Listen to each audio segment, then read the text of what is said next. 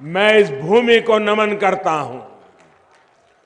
पिछले 4.5 साल में उत्तर प्रदेश और अमेठी के विकास के लिए हमारी सरकार ने जो विकास कार्य किए, आज उनको और विस्तार देने के लिए मैं आपके बीच आया हूं। और मैंने देखा कि आज भी हमारा स्वागत करने के लिए मेघराजा ने भी कृपा की है। और मुझे बराबर याद है 98 में अटल जी के साथ यहां मैं जनसभा करने आया था और उस दिन भी बड़ी भारी बारिश हुई थी। सारी व्यवस्थाएं तहस नहस हो गई थी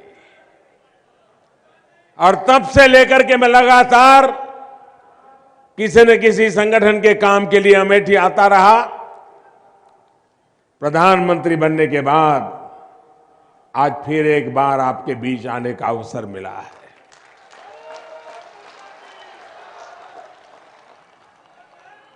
दो 2014 में चुनाव के समय हमने कहा था सबका साथ सबका विकास।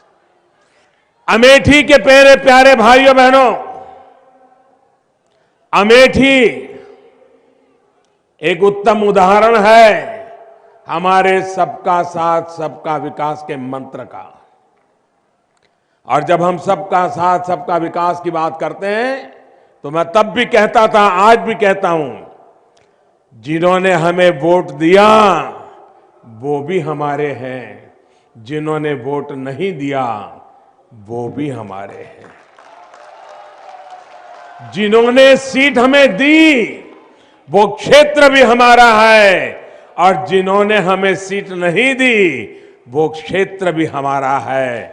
और आज 5 साल के बाद मैं अमेठी के नागरिकों के सामने नतमस्तक होकर के बड़े गौरव के साथ कह सकता हूं कि बहन स्मृति ईरानी जी उम्मीदवार के रूप में आपके बीच आई थी।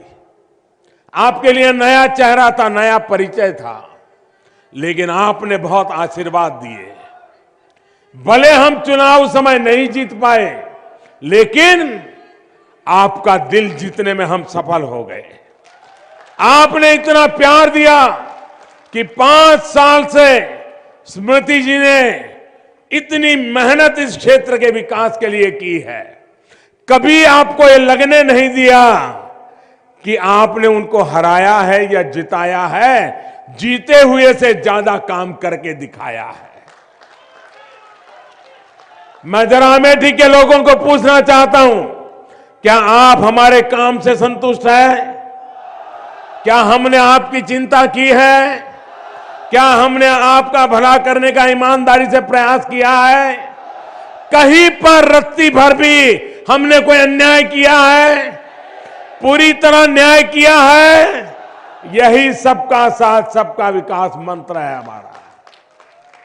थोड़ी देर पहले अमेठी के विकास से जुड़ी सैकड़ों करोड़ इस परियोजनाओं का लोकार्पण और शिलान्यास किया गया है। इसमें स्कूल, सड़क है, चिकित्सा केंद्र है, गौशाला है, बिजली है, खेती से जुड़ी अनेक परियोजनाएं शामिल है। भाई और बहनों, इन प्रोजेक्ट के साथ ही आज मैं एक बहुत महत्वपूर्ण घोषणा करने जा रहा हूं। ये घोषणा अमेठी की नई पहचान, नई शान से जुड़ी हुई है।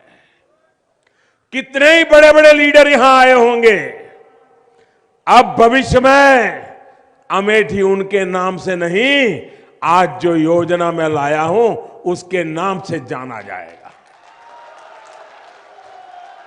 भाई और बहनों, अब कोरबा की ऑर्डिनेंस फैक्ट्री में दुनिया की सबसे आधुनिक उन बंदूकों में से एक AK-203 यानी कलांस्कोव राइफलों की सीरीज का सबसे नवीन हथियार ये हमारे अमेठी में बनाया जाएगा। ये राइफलें रूस और भारत का एक ज्वाइंट वेंचर मिलकर बनाएगा।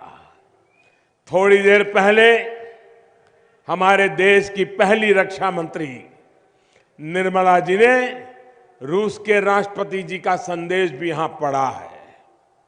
मैं अपने और भारत के बहुत करीबी दोस्त राष्ट्रपति पुतिन का इस साझेदारी के लिए बहुत बहुत आभार व्यक्त करता हूं। ये ज्वाइंट वेंचर बहुत कम समय में उनके सहयोग से संभव हुआ है। उनके मित्रतापूर्ण संदेश और शुभकामनाओं के लिए भी मैं राष्ट्रपति पुतिन का बहुत बहुत आभारी हूं। साथ ही इस ज्वाइंट वेंचर से जुड़े रूसी मित्रों को भी मैं धन्यवाद और बधाई और इसकी सफलता के लिए शुभकामनाएं देता हूं।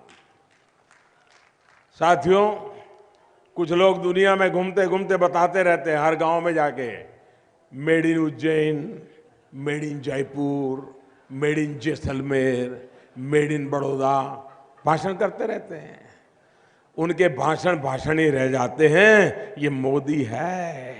अब मेड इन अमेठी, ये made in Amethi, made in Amethi AK-203 राइफलों से आतंकियों और नक्सलियों के साथ होने वाली मुठभेड़ों में हमारे सैनिकों को निश्चित रूप से बहुत बढ़त मिलने वाली है।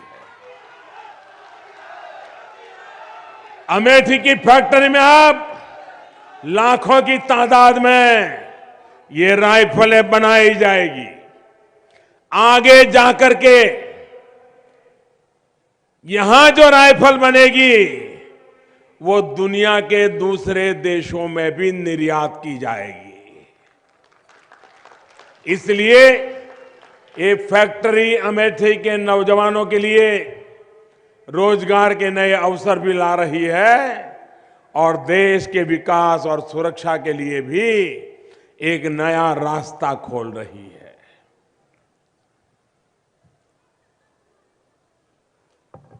भाइयों और बहनों, आज से जो काम यहां शुरू हो रहा है, ये काम 8-9 साल पहले शुरू हो जाना चाहिए था। कोरबा की इस फैक्ट्री को बनाया ही इसलिए गया था कि यहां आधुनिक राइफल बनाई जाए, लेकिन इसकी पूर्ण क्षमता का कभी इस्तेमाल ही नहीं किया गया।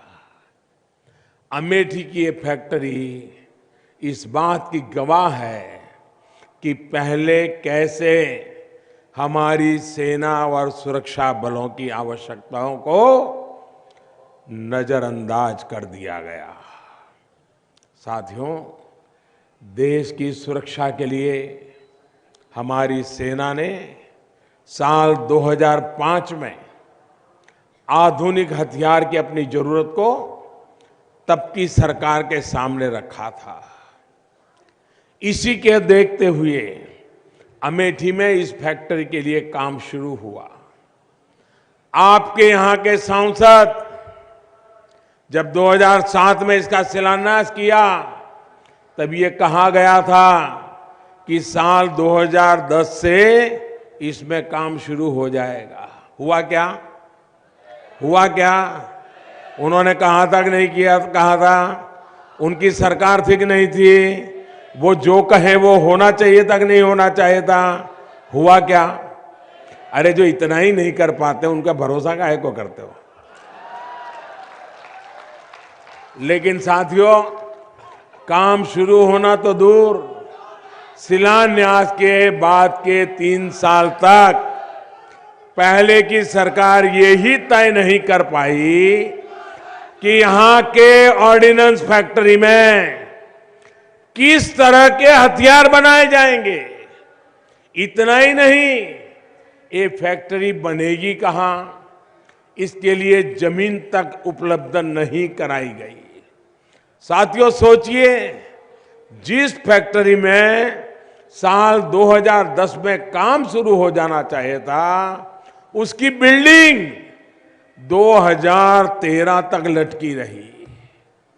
बिल्डिंग बनने के बाद जैसे तैसे यहां काम तो शुरू हुआ, क्योंकि सामने चुनाव था, कुछ तो दिखावा करना जरूरी था, लेकिन आधुनिक राइफल तब भी नहीं बनी। और यहां, हां, ये भी मत भूलिए कि फैक्ट्री में इन्होंने वादा किया था।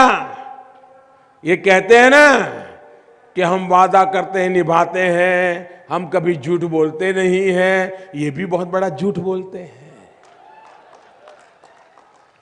और ये भी मत भूलिए, उन्होंने कहा था कि 1500 नौजवानों को रोजगार देने का वायदा किया था भाई।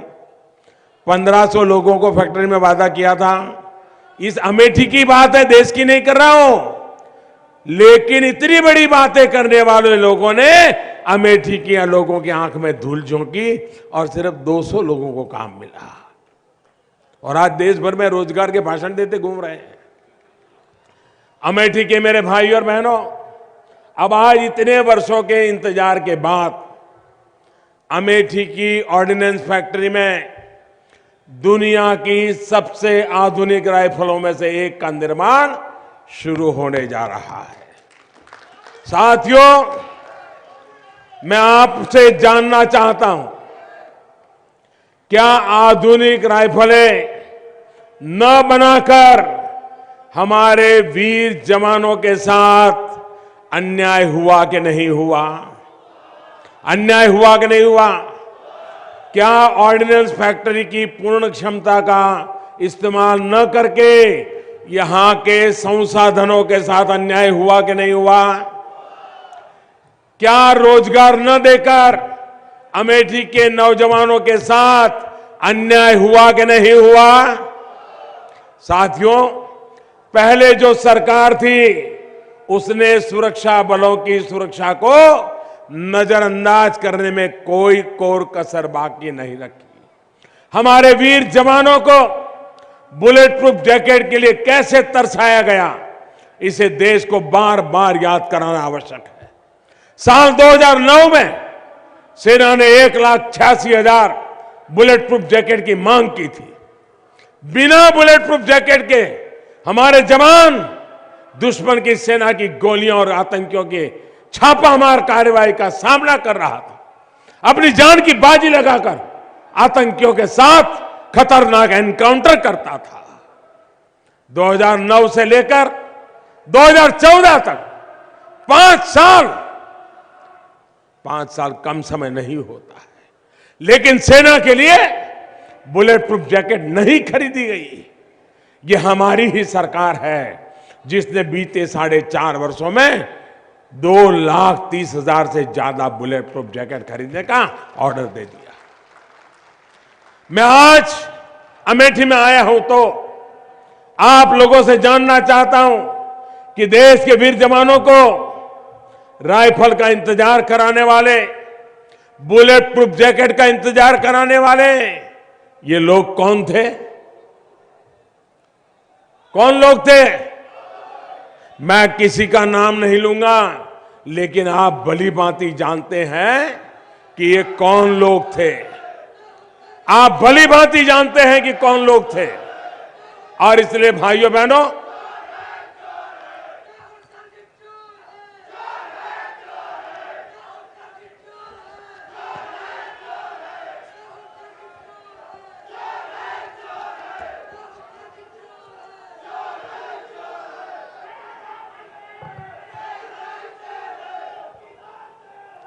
भारत माता की। और इसलिए भाइयों बहनों, आज इस शिलान्यास, और आप जानते हैं, मुझे किसी का नाम कहने की जरूरत नहीं है। भाई और बहनों, हमारे देश को आधुनिक राइफल ही नहीं, आधुनिक बुलेट प्रूफ जैकेट ही नहीं, आधुनिक तोप के लिए भी इन्हीं लोगों ने इंतजार कराया है। ये हमारी ही सरकार है जिसने आधुनिक हॉविट्जर तोप को सौदा किया और अब तो भारत में ही ये बनाई जा रही है। साथियों, आधुनिक तोप की ही तरह आधुनिक लड़ाकू विमानों के लिए हमारी वायुसेना दशकों से कह रही थी, लेकिन जिनकी नीयत ही खराब हो उनको भला वायुसेना की आवाज कहां सुनाई देगी। ये लोग सालों तक राफेल विमानों के सौदे पर बैठे रहे और जब सरकार जाने की बारी आई तो उसको ठंडे बस्ते में फेंक दिया। ये हमारी ही सरकार का प्रयास है कि अगले ही कुछ महीनों में पहला राफेल विमान भारत के आसमान में होगा। लेकिन ये लोग अभी भी ये राफेल विमानों के सौदे को अपने निजी स्वार्थ के लिए, निजी हित के लिए, उसको भी नाकाम कराने के लिए, फेल कराने के लिए कुछ न कुछ नए नए नखरे कर रहे हैं। भाई और बहनों, सुप्रीम कोर्ट से लेकर सीएजी तक हर संस्था कह रही है कि भारत सरकार ने सही निर्णय किया है, सही समय पर किया है, सही सौदा किया है और देश के हित में किया है। लेकिन ये लोग झूठ पर झूठ बोले जा रहे हैं। रक्षा सौदे में कमीशन न मिलने की बौखलाहट क्या होती है, ये कुछ लोगों के चेहरों पर साफ देखी जा सकती है। साथियों, आधे अधूरे मन से जैसे इन लोगों ने देश की सुरक्षा की परवाह नहीं की, वैसे ही व्यवहार अमेठी के लोगों के साथ भी किया गया। अमेठी के लिए क्या क्या कहा गया था, लेकिन आज अमेठी की स्थिति क्या है ये आपसे बेहतर कौन जानता है। भाइयों और बहनों, जब नियत न हो, जब गरीब का भला करने की मंशा न हो, जब लोगों से सिर्फ झूठ ही झूठ बोलना हो, तो यही परिणाम आता है। अब याद करिए, यहां पर लगी स्टील फैक्ट्री भी सिर्फ इसलिए चली गई क्योंकि इसके लिए गैस की व्यवस्था नहीं की गई। यहां के मेगा फूड पार्क के साथ भी यही किया गया। वहीं हमने स्टील फैक्ट्री के बारे में सोचा तो गैस पाइपलाइन की व्यवस्था की। अब यह स्टील फैक्ट्री अमेठी को रोजगार देने के लिए और देश में स्टील उत्पादन को और गति देने के लिए तैयार है। भाई और बहनों, यही हाल गौरीगंज में साइकिल की फैक्ट्री लगनी थी, उसका भी क्या हुआ? किसानों से जमीन ले ली। हाँ, इसलिए मेरे हाथ वहीं किया। किसानों से जमीन ले ली गई, फैक्ट्री नहीं लगाई और जमीन पिछले दरवाजे से अपने नाम कर ली। अमेठी के विकास के नाम पर आपकी भावनाओं से इसी तरह खेला गया है। साथियों, जब सत्ता स्वार्थ बन जाती है, वंश और विरासत को विस्तार देना ही एकमात्र लक्ष्य बन जाता है, तब देश की जरूरतों का पीछे छूट जाना बहुत स्वाभाविक होता है। जब अपने लोगों का, अपने रिश्तेदारों का भला करना प्राथमिकता बन जाता है, तो सामान्य मानवीय के कल्याण की भावना खत्म हो जाती है। दुर्भाग्य से अमेठी के साथ यही हुआ है।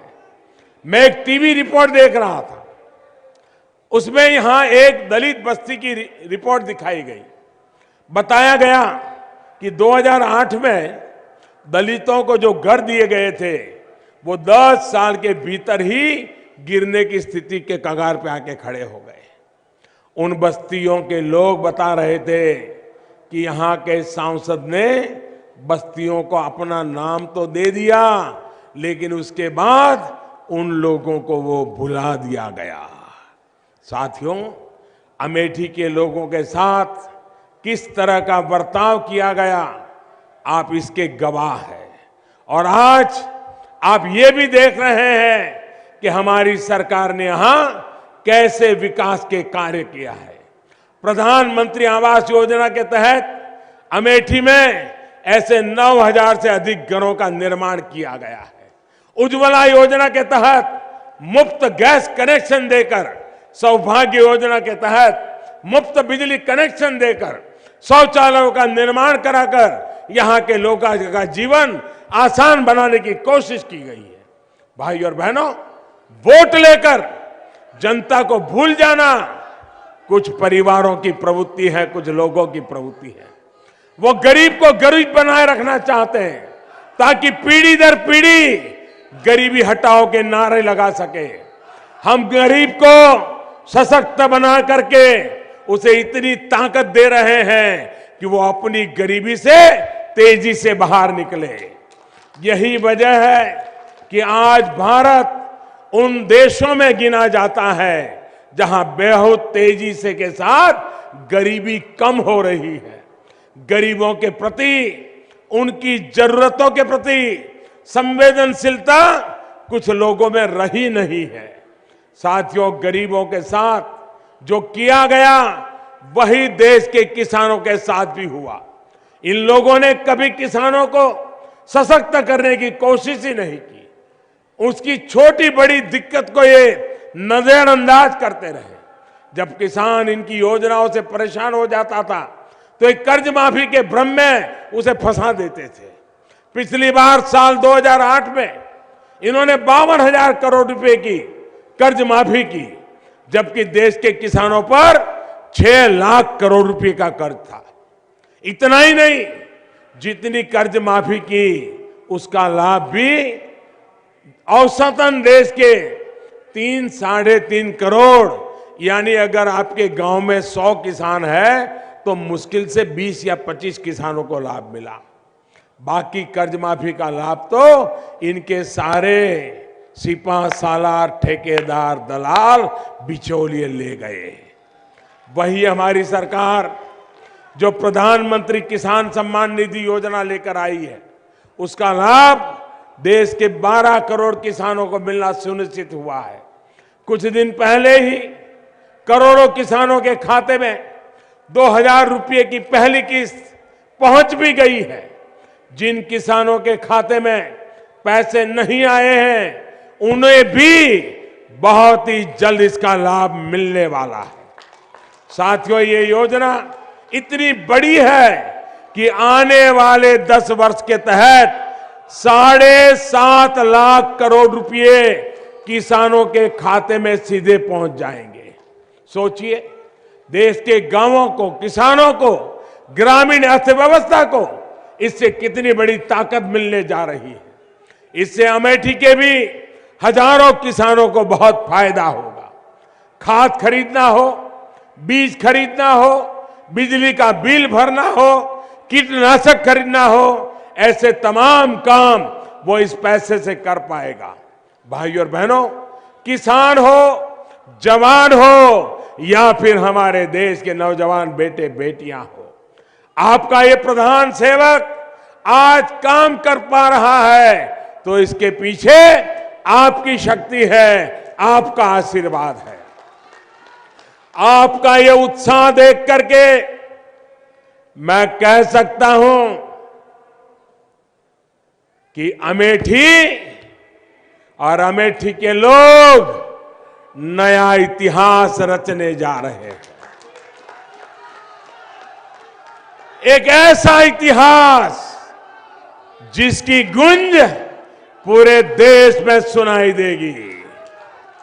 साथियों, मैं अमेठी के विकास के अनेक काम कराने वाली स्मृति जी को भी विशेष धन्यवाद देता हूं।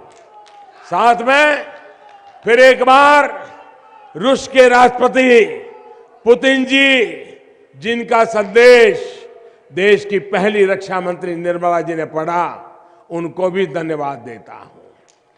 और दुनिया ने भारत की नारी शक्ति क्या होती है अब भली भांति समझ लिया है। जिस देश की रक्षा मंत्री नारी है उसने दुनिया को दिखा दिया कि देश की रक्षा के लिए कैसे कदम उठाए जाते हैं। एक बार फिर अमेठी से इतनी बड़ी मात्रा में इस विराट जनसागर को मैं यहां देख रहा हूं। आप हमें आशीर्वाद देने के लिए आए, मैं आपका हृदय से बहुत बहुत आभार व्यक्त करता हूं। मेरे साथ बोलिए, भारत माता की, भारत माता की। बहुत बहुत धन्यवाद।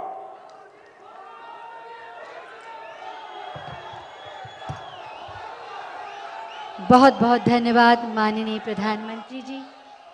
आपके साथ करतल ध्वनि से विदा दें माननीय प्रधानमंत्री जी को।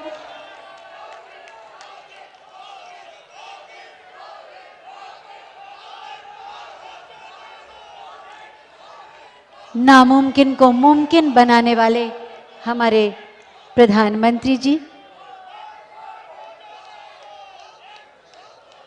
हम सबका भरोसा, हम सबका गौरव माननीय प्रधानमंत्री जी। इसी के साथ ये समारोह